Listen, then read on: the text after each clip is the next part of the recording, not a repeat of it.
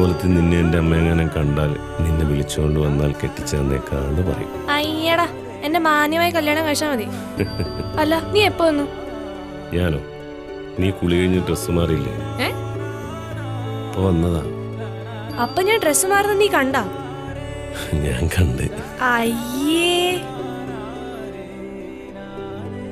എടി പോത്തെ, ഞാൻ ചുമ്മാ പറഞ്ഞതാ. അപ്പൊ നീ എന്നെ പറ്റിച്ചതല്ലേ? ആ